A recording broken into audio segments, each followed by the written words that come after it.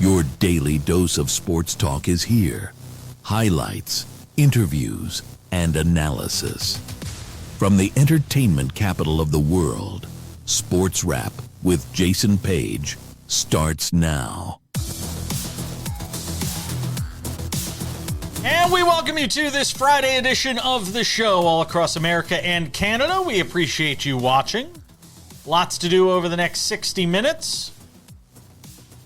Tino Patino later in the show from SiriusXM NASCAR Radio and Tubi to preview this weekend's NASCAR race in Kansas.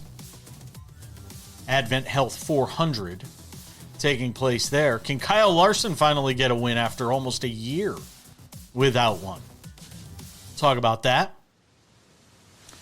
Our friend Robert Littal will be hanging out with us on Fridays. He comes up and hangs out with us in about 10 minutes. Get to some of the top stories of the day with him, including the NBA, with the play-in tournament concluding on Friday night over on Prime Video. WrestleMania this weekend. An interesting press conference involving the Dallas Wings and their number one overall draft pick, Azzi Fudd.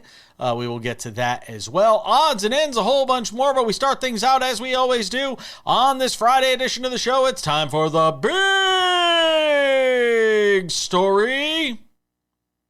And a big story deserves a Colossus sponsor. Our friends over at Colossus Fantasy. Pick'em games, peer-to-peer games. They have it all. If you have not checked it out yet, go and download the app right now. Scan the QR code. Go download the app right now. And when you do, on your first deposit of $10, just $10, you get a $40 bonus. It's not enough $50 to play with. You put in a $20 deposit, you get an $80 bonus. So $20 gets you $100. Right now with Colossus Fantasy, use my promo code SportsWrap. You see it on the screen. SportsWrap is the promo code, and you get that bonus, again, with our friends from Colossus Fantasy. It's been a turn back the clock sort of week, hasn't it? Kind of where we are right now. It's a turn back the clock sort of week. It feels like there's a lot of nostalgia this week. You know, and we're in that mode right now, that frame of mind. What was once old is new again. We want to be able to reach back and grab those things that made us comfortable. And in this case, one of those things this week was the Golden State Warriors, who beat the Clippers. And they'll try to beat the Suns tonight to make it into the playoffs as the number 8 seed, where they will almost surely get destroyed, dismantled by the Oklahoma City Thunder. But it's just being able to reach back for a night or two and feel what we once felt watching our favorite athletes. There's been a lot of that this week. There'll be more of it tonight and more of it this weekend. And I wanted to kind of dig into that a little bit. First, it was with the Warriors, with Stephen Curry. Doing what he did. Draymond Green, looking like Draymond Green of 7 or 8 years ago defensively. Locking down one of the best offensive players in the NBA in Kawhi Leonard. And Curry hitting all these crazy shots down the stretch to propel this Warriors team past the Clippers in a game that nobody thought they were going to win. But they did. And then there was the story of Mike Trout this week at Yankee Stadium. You want to talk about turning back the clock in a huge way. Trout hit 5 home runs over 4 games at Yankee Stadium. They couldn't get him out. 5 home runs. And it's just great to see Mike Trout healthy. And somebody commented on one of my posts on social media saying, till he gets hurt. Why even say that? Just enjoy it. This guy, before Aaron Judge, before Shohei Ohtani, this guy was the it guy in baseball. He was the guy that you didn't turn away from the TV. You didn't walk away to go to the bathroom. You didn't run to the concession stand when Mike Trout came to the plate. 5-tool guy, could steal bases, could go shag them with the best of them in the outfield. Can go run them down. Hitting home runs, 3-time MVP. All the All-Star appearances. And yeah, Angels never got over the finish line with him. And there had even been talk in recent years of him possibly going somewhere else to finish his career. Now at least it feels like he's going to stay in Los Angeles with the Angels and finish his career as an Angel, even if that means he doesn't get a chance to play for a championship, which would be somewhat disappointing, but still. It's just fun watching Mike Trout be Mike Trout, even just for a few days. And who knows, he's hitting 230 or 240, whatever it is. Who knows what happens the rest of the season. But for a few days, we were able to reach back into the Wayback Machine and pull out vintage Mike Trout, who went toe-to-toe with Aaron Judge as the Yankees and Angels split 4 games. And now this weekend, it'll be LeBron James with no Luka Doncic, no Austin Reeves. It's all on LeBron at 41, playing in what could be his final season. You know, I caution everybody. Everybody just thinks it's a fait accompli. He's going to come back next year. Maybe he finishes with the Cavaliers. Maybe it's the Warriors. Maybe it's the Knicks. Whatever. Everybody thinks and just assumes that they know what LeBron's going to do. He may get done with the season and just say, you know what, I've had enough. He talks about the aches and pains and what it's like to get up every day. Enjoy this series with LeBron trying to put the Lakers on his back after having to play sort of that accessory role to Luka and Austin Reeves. Now it's all on LeBron again. And one of the greatest athletes of this or any generation starts a 7-game series with the Houston Rockets this weekend. Enjoy it. Again, that opportunity to reach back into the Wayback Machine. How much can LeBron give the Lakers in the series? He's going to have to give them everything and more for them to have a shot. And even to that degree, Kevin Durant. Now, we just assume these guys are going to play forever. We don't know. None of us are guaranteed tomorrow. But we get LeBron and Durant in this series. Enjoy it. There's no guarantees, that we get LeBron next year, especially depending on how this series goes. LeBron may just come out of it and say, I've given it everything I got, and decide to walk away. And nobody would blame him if he did. One of the greatest careers we've ever witnessed. Just part of a week of nostalgia. I, for one, have enjoyed it immensely. The big story presented by our friends at Colossus Fantasy. All right, we got a lot more to do on this Friday edition of the show. The NBA play-in tournament concludes on Friday night. Robert Littal is here, the founder of Black Sports Online, hanging out with us on Fridays. We'll get his thoughts on that and a whole bunch more as we continue. Don't go anywhere.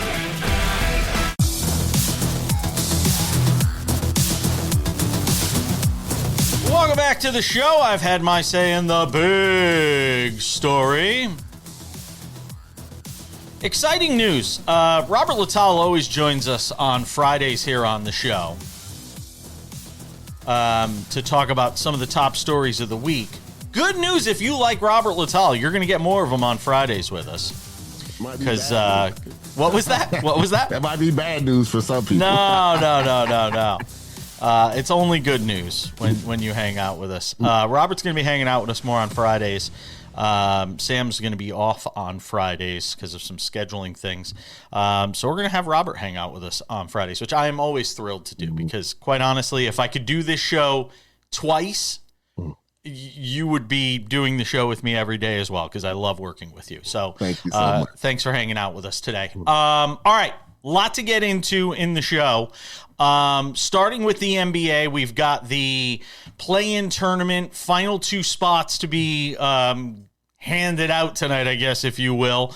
Hornets and Magic in Orlando. And I'll tell you, of all the teams that we saw in the first set of games, the Magic were the most lackluster, flat, uninspired of those of that grouping that we saw. And there's a lot of people that think Jamal Mosley's job is very much at risk there in Orlando. While the Hornets have been, they've been thrilling to watch all season long. Forget Concanepple for a second, who could very well be your rookie of the year in the NBA. LaMelo Ball and what he's done, the trip of Bam Adebayo notwithstanding. This has been an exciting team to watch. I think Charlotte gets the win tonight in Orlando. What say you, Robert Littal? I hope so. Just the exact reasons you said, and this is not a knock on Orlando. They're a little boring to watch, and I'll be honest with you. And, I think the Hornets, they're young, they're a little wild, they're a little unpredictable. It's an interesting watch, especially I'm sure if you're a purist of basketball. But to me, it's fun. It's because it's a little out of control. You're not exactly sure what you're going to get from the players. That last 5 minutes in overtime with Miami was some of the most I don't know what you would call it, but it was definitely fun. I don't know if I would call it beautiful basketball, but it was definitely fun.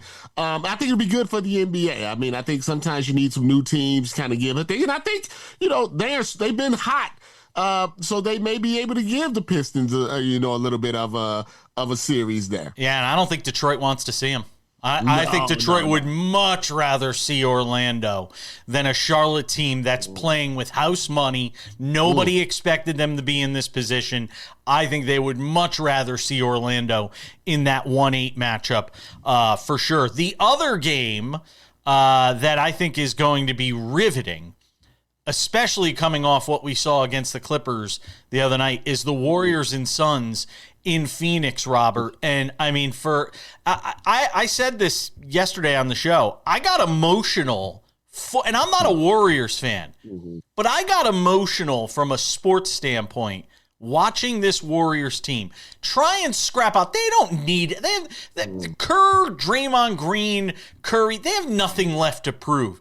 Those guys were playing, and it's the antithesis of Orlando, by the way, who should have everything to prove. Yeah. Golden State played like a team that had never won a championship, was trying to get that first ring. They have no shot in the world against Oklahoma City in a 7-game series. But the fact that they're playing like they do and that they just want that opportunity, it's made me, I'm so enamored with it. And I hope, and I know Phoenix is a nice story. They weren't supposed to be very good this year. I get that. And I get that the Warriors had like 37 regular season wins. I want to see Golden State get this win tonight.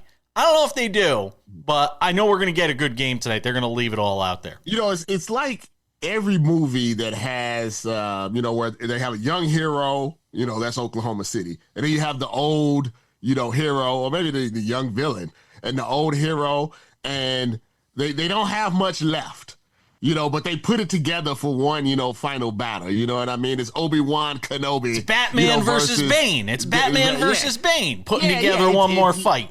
Yeah, they got one more fight in them. I think when you watch Steph Curry, the reason that people get so emotional is because the end is near. That, with LeBron and Kevin Durant, the end is near. So when they do put on these type of performances, as someone that has watched them our age their entire career from when they were babies, when they were in college, high school for some, it's like, we actually try to explain it to young people. You don't understand actually what you're witnessing right now. And when he came off that screen, that was, in my mind, before he let that ball go, I said, well, that's Steph Curry. That's no doubt that ball is going in. So when you have something so dear, like parents, or whatever, right? It's like you appreciate them as you get older because you don't know how much time you got left. And I think that's why people are like, we just want a couple of more games with Steph in the playoffs and Draymond in the playoffs. Yeah, I agree with that. Along those lines, you mentioned Durant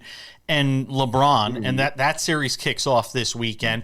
I will be interesting to see if we watch LeBron play this series sort of in that way we've seen the Warriors play. Is it all out? Because there are some that still think he could retire after this season, Robert. And if that's the case, we might get that full-bore LeBron. Yeah, it's interesting because, I'm sure the Lakers did not want Luka and Reeves hurt, but you are going to get one last hurrah of number one LeBron. And, he was number one for 20 years, the guy that drove the engine, and he did take a step back, wondering to know at 41, can he, pull this off? Can he beat Kevin Durant, which is something that he's had trouble, doing in the past?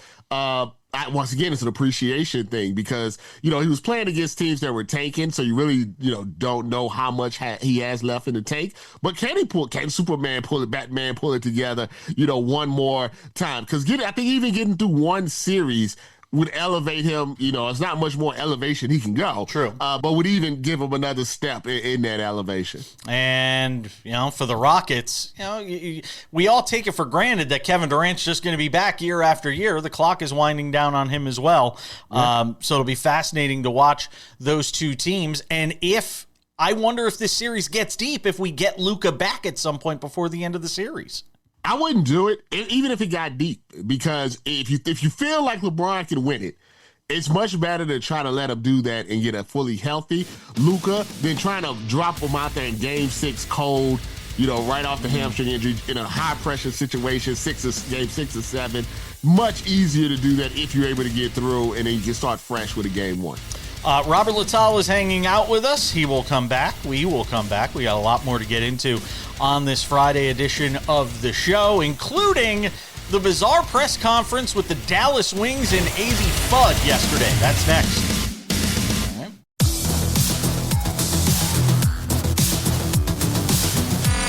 right. Welcome back to the show, WrestleMania. We'll preview it coming up in 10 minutes.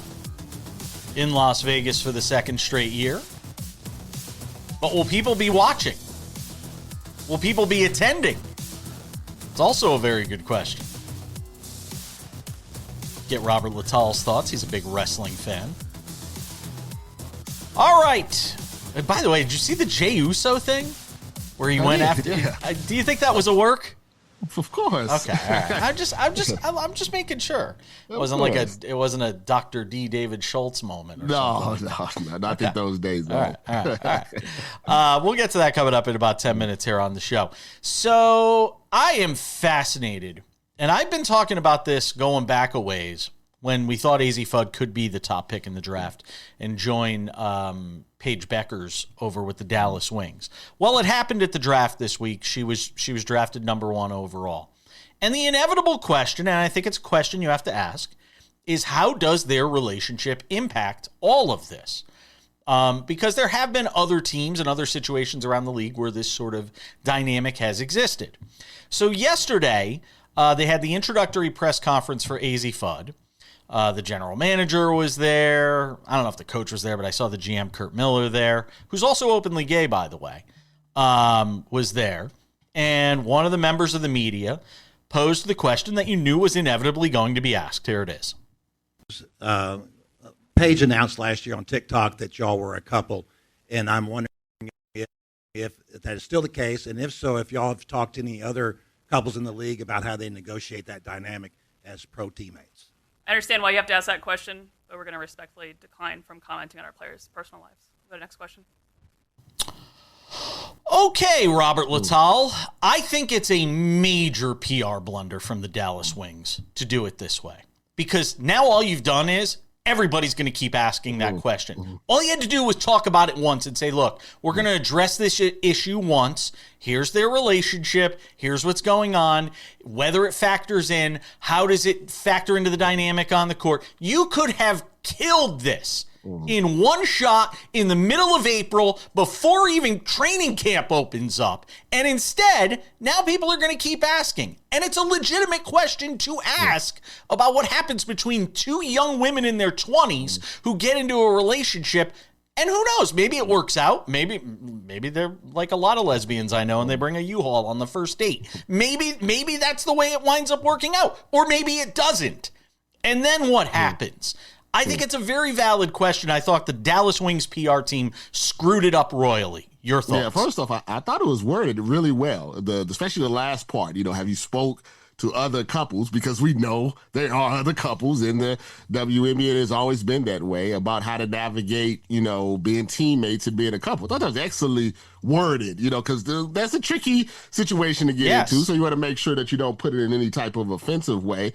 What I saw was exactly what you just said, is that a lot of the PR people that were commenting on it is that when you do that, you automatically make it a much bigger story than what it is, which is what you're trying, to avoid. Also, there's no way in the year of 2026 that you could tell the media people that, we're not talking about our personal lives, where, every time you look up, somebody's talking about, somebody's kid or divorce or relationships. It's just a part of life in sports in 2026. I think, once again, and I've said this on this show multiple times, if the WNBA, who has a new collective bargaining agreement, people are making millions of dollars now, they got the TV deal, they want to be seen as a legitimate, league up there with, the NBA, the NFL, hockey, baseball, with golf, tennis, whatever.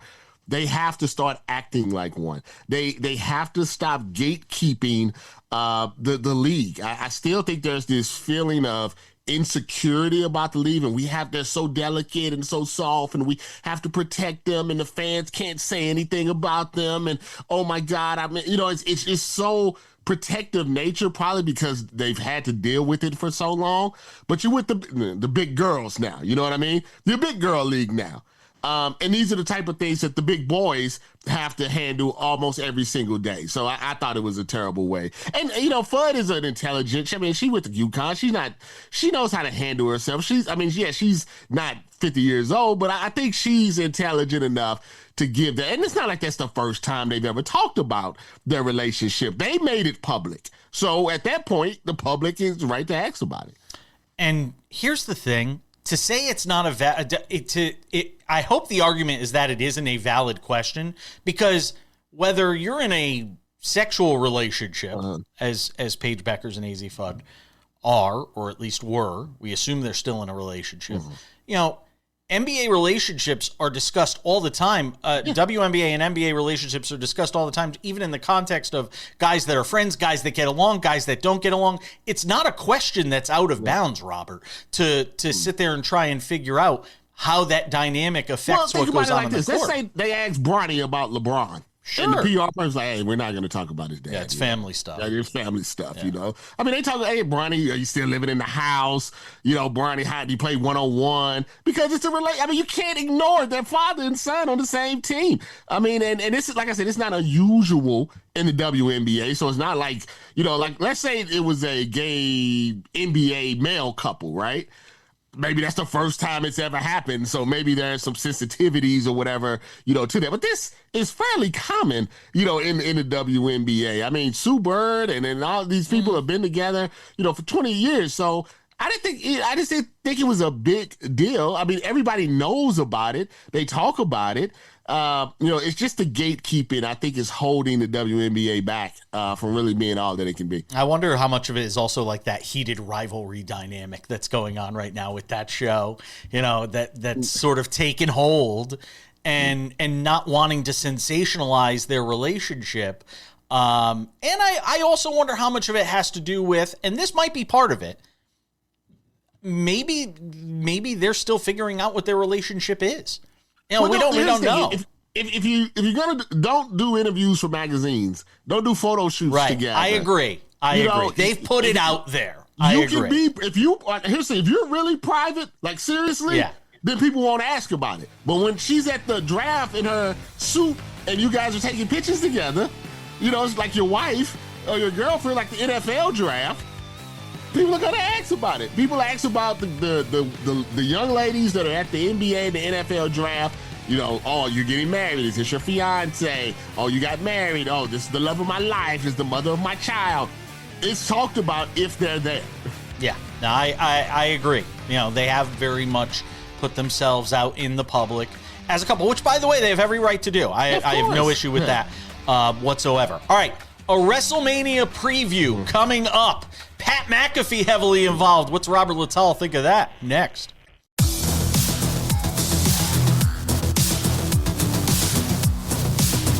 welcome back to the show. Coming up in 10 minutes, Tino Patino enters the SportsWrap spotlight. We'll get into it with him on the NASCAR race in Kansas this week. Odds and ends still to come later on in the show. Robert Littal, once a year we get to really dig into wrestling.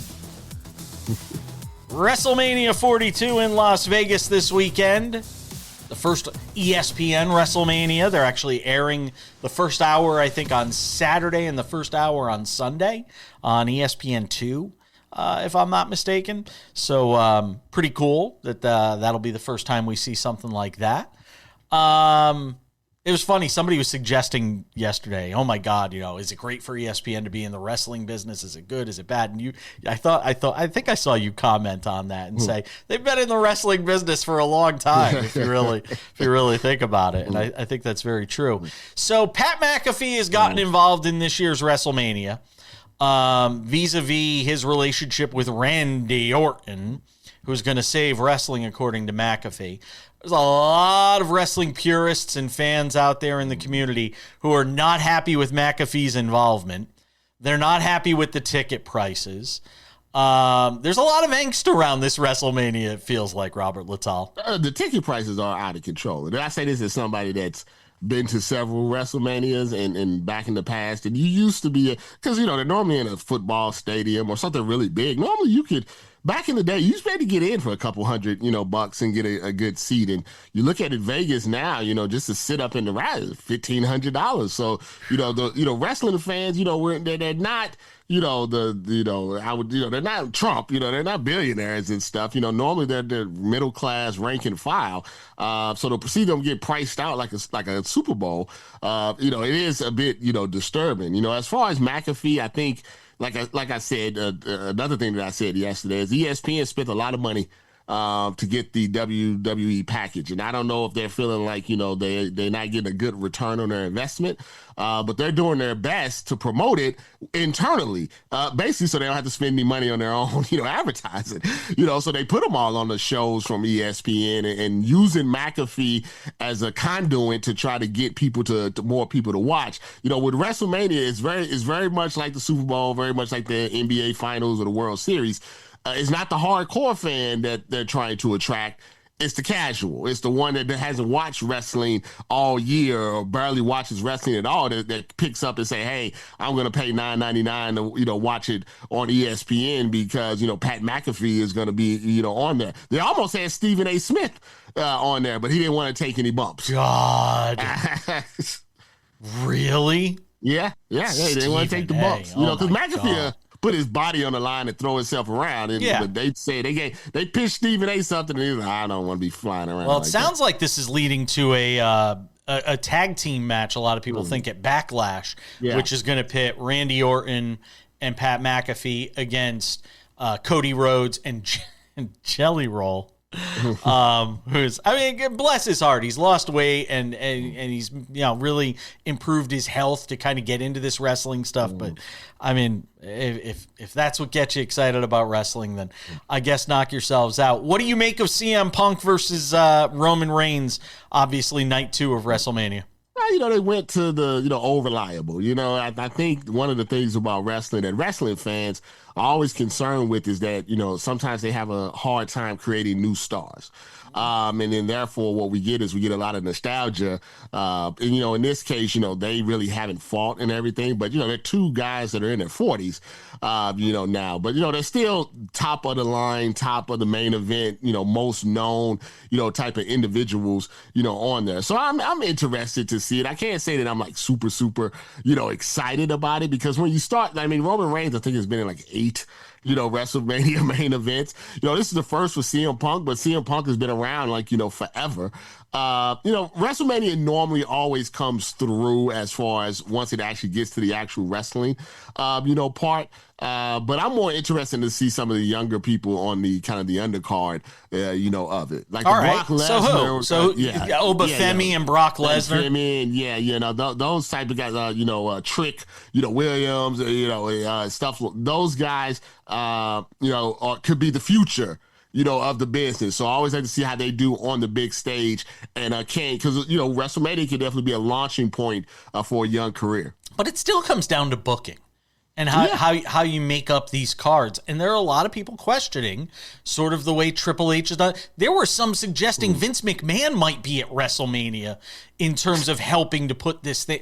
I'm just telling you what I've read, that there were some people suggesting that Vince McMahon may be getting back involved. Yeah, I wouldn't be shocked. I mean, it's wrestling as it goes in waves. It's hot, it's cold, it's hot, it's cold. I think Triple H has done some good things, maybe stabilized the business as far as like not having too much controversy and stuff like that. But there was a genius in Vince McMahon. He did build the company. Then you add in the TKO and the Saudis are involved as well. It's not the WWE, or the Rock and Stone Cold, Steve Austin, era. It's a different time. And so it's a different way of doing, business. But in the end, what it's supposed to be is to take you out of your reality, for a couple of hours and, enjoy something that, that you enjoyed as a kid. I wonder if this is a tipping point in the last 30 seconds of this segment.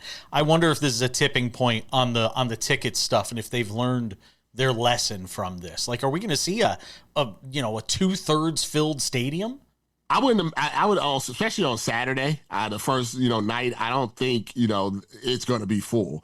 And, they went to 2 days because they can make more money, pretty much. It's not like you buy one ticket and get both days. So now if you're a wrestling fan and you want to see everything, you're talking, $3,000-$4,000, and that's not counting travel, hotels, food, and all the other stuff. It did not used to be that type of experience, but it is now. Robert Littal's hanging out with us from Black Sports Online. We're coming back with Tino Patino. Robert will return for Odds and Ends later.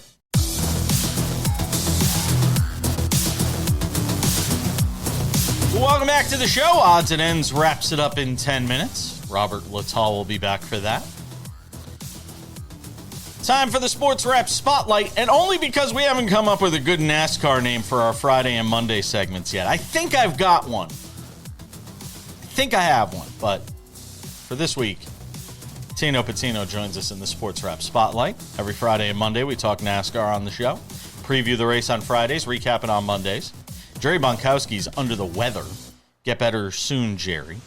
So he couldn't join us on Monday. Ty Gibbs, a winner for the first time. He won last week. And I just before we get into this week's race in Kansas, the significance of Ty Gibbs, for all we talk about Michael Jordan and his impact on the sport with 23-11 racing, it can't be understated what Joe Gibbs, and it was so long ago now, there are some people that don't even know Joe Gibbs was a football coach because they know him more as a NASCAR owner, Tino Patino. The significance of Ty Gibbs winning last week. It was something that, in a way, to see him win, and after a few seasons of going through struggles, and like you said, Joe Gibbs, but that's also his grandpa, right? Mm-hmm. So it's like there's a lot of talk, he's a Nepo baby, he's struggling to get wins, he's not good enough. And for someone like Ty Gibbs, who dominated in the O'Reilly series, won a championship there, but ultimately got to Cup a little early, I think. And that's not a bad thing. But when he was struggling to find the results, it was something to where people put a lot of criticism on him. Now, Ty Gibbs does a good job in terms of blocking out the outside noise, not really acknowledging that facts, but it was truth, and it was very prominent around the garage, the fact that did he belong here? Now he goes out and gets the win, but he doesn't get the win in, a fashion that was lucky or a right place to the right time. He was one of the top 3 cars at Bristol, which is one of the hardest tracks on the schedule to find speed from. And he held off champions in Kyle Larson and Ryan Blaney to do so, all after staying out on 90-lap older tires. This was not only a strong win, but an impressive win, and one that comes from a season of top 5s all throughout. Ty Gibbs right now has the best average finish out of all drivers this season. That's very impressive. All right. From Ty Gibbs winning last week to Kansas this week, Kyle Larson won this race last year. So give me a sense. Is this finally the get right spot for Kyle Larson? to get himself a victory? That's what we think, because when we get to Sunday, it'll be over 340 days since Crazy. Larson's last Cup victory. Inconceivable. And keep in mind, he has a championship. He won a championship in between then. But it's just the fact that it's come at this track. The last time at that race, it was a perfect race for Larson. Won the pole, won stage 1, 2, ultimately the race, had the fastest laps. We got max points that day. All signs are pointing towards a Larson breakthrough victory here, but at the same time, the Toyotas have been so fast at this track, so strong. We look at the fall race in which Bubba Wallace was in contention. He was fighting after Christopher Bell, Denny Hamlin, Chase Briscoe. We know Tyler Reddick's speed this season, and this is one of his best tracks overall with the high speed, the multi-grooves, trying to rip the high line or going down low to find whatever more speed you can. This is what makes Kansas great, and that's why the Toyotas right now in this intermediate package and style of racetrack are right now the best out of all the manufacturers. All right, another guy who needs to get right is Bubba Wallace. He's won at this track before. His first win was in 2022 here. Give me some thoughts on Bubba, who needs to get right now. Exactly. You know, after having a poor Martinsville and, you know, sort of now shaking out to be 8th in points, that's not bad for him. But ultimately, like you said, he can continue to climb up. I think it starts at this track. I see him having a top 5 run. But if I'm putting him next to his teammate Tyler Reddick, who's plus 750 right now to win the race, I got to go with Reddick. This is similar to a Darlington with Tyler. I just see like this being his best track and already having that uptick in speed, already having 4 wins this season. I'd be surprised if the 45 car wasn't dominant on Sunday.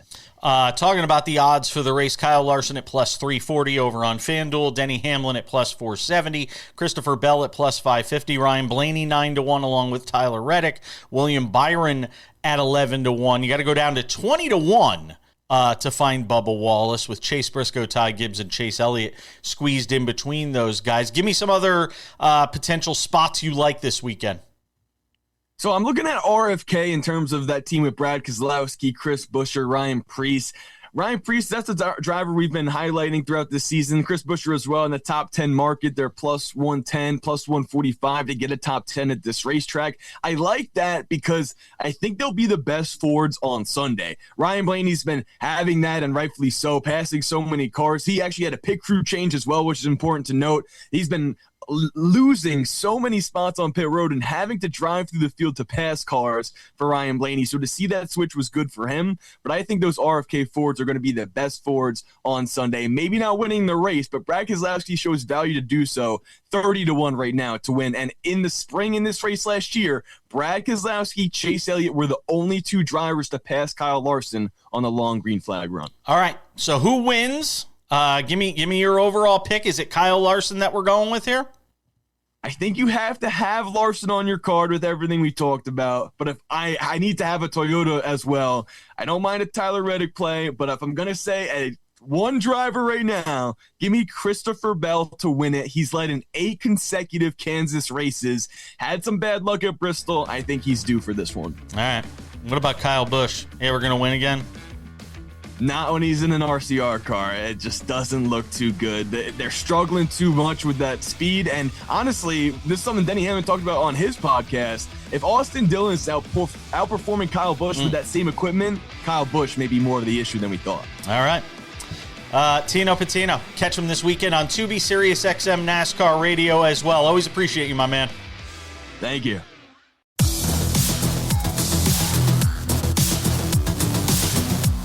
Welcome back. A couple of reminders before we leave you on this Friday. First of all, SportsWrap Weekends, our 30-minute recap show of everything we talked about from the week that was. Catch it on many of these same affiliates. If not, check your local listing for time and schedule. We could be on a sister station within your market. 30 minutes. It's fantastic, I promise you. The Sports Wrap with Jason Paige podcast, the audio version of this show available Monday through Friday, wherever you get your podcasts. Spotify, Apple Podcasts, YouTube Podcasts, iHeartRadio, TuneIn, Odyssey, Amazon. Anywhere you get a podcast, you can listen to this show. Crystal clear audio, Monday through Friday. Available early each afternoon with limited commercial interruptions. The Sports Wrap with Jason Paige YouTube channel is the place to find all things Sports Wrap with Jason Paige. The Monday through Friday TV version of the show is available there, commercial-free, 45 minutes waiting for you like a good friend.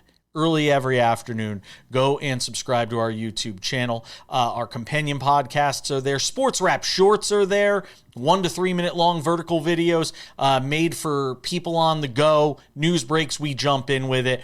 Big games at night, we got those covered too. Sports Wrap Shorts available on the YouTube channel. Sports Wrap Shorts also available on our TikTok, Sports Wrap Jason Paige, and on our Instagram, you guessed it, the same name, Sports Wrap Jason Paige. And now, without any further delay, for the final time this week on this Friday, it's time for some odds and ends. Odds and ends. Robert Littal. The bizarre case of Luther Davis, who apparently was impersonating professional athletes to defraud them. This case is bizarre. Michael Penix Jr. got wrapped up in it. Whole bunch of different professional football players. I guess he played at Alabama, and he was national champion. He went and like dressed up. Like he took this thing. You've probably read into it even more than I have. He really went to great lengths to pull off this caper, and he almost got away with it. Yeah, if it wasn't for those damn kids. But no, I mean, he you know, there's certain levels of fraud, I would say. This one was high level. I mean, he wasn't just trying to pretend to be the NFL players. Because rightfully so, the lenders were like, well, we need to see who we're talking to. Right. You know, we need to. They said, no problem. You want me to be Mike Penix Jr.? I just put on a do-rag, you know, and some soft lighting, and give me $3 million. And they did it. You know, it makes you wonder. I'm like, man, can I pull this off, maybe? It's like, it's very strange. Almost $20 million pretending to be 3 different NFL players. But what that does tell you, you know, one of the things I always get from this when I see this is I can see how athletes get in trouble with money. Because lenders, you know, they spend a lot of money, but because they're athletes and they have contracts, these lenders are willing to give them millions and millions of dollars, probably at very high interest rates, just be off their name and pretty much nothing else. It's crazy. I'm telling you, man. This guy went the full Monty to try and pull this thing off. It's wild. If you get a chance, a movie. Oh, without question, there should be a movie on this one. Odds and ends, Robert Littal, a 12-year-old going yard, throwing his bat, almost hit himself in the head with the bat, running around the bases and celebrating. They've got cameras following them like it's MLB The Show. Like, what is going on here? I'm sorry. I don't mean to sound like the old guy on the front porch, drinking country time lemonade, saying, I don't like this. I don't like this. And everybody's like, blame the parents, blame the coach. I blame everybody. I think it's terrible. This is great. This is 2026. This is what happens in this is look, we have to understand the society that we're living with. It's not the same one that we, you know, grew up with. You know, I know my coaches in high school, they did not like it. And I was a little bit of a showboat myself. They did not like, you know, that type of showboat. But, you know, in 2026, you know, I believe this particular baseball team, they're social media, you know, team. That's why you had all the cameras and stuff around. Their whole goal is to go viral. And what they did was they tricked you guys into it. They knew exactly what they were doing, you know, when they got the little basketball hoop that he dunked in. God, that's terrible. When I look at the individuals that were losing their mind over this, every one of those videos had 5 million views, 3 million views, 1 million views, doing exactly what they don't want to happen. They say, oh, we don't like this, we don't want that, this is wrong, this shouldn't be this, but you're giving them 10 million views, you know, because of your commentary. So you're a part of the problem that you're saying that you're trying to correct. And furthermore, you know, these are kids. You know, I mean, I don't know how old the kid was. He didn't look older than 12. But to me... He looked like he was 30. What are you talking about? To me, I think sometimes we project societal issues on the sports issue.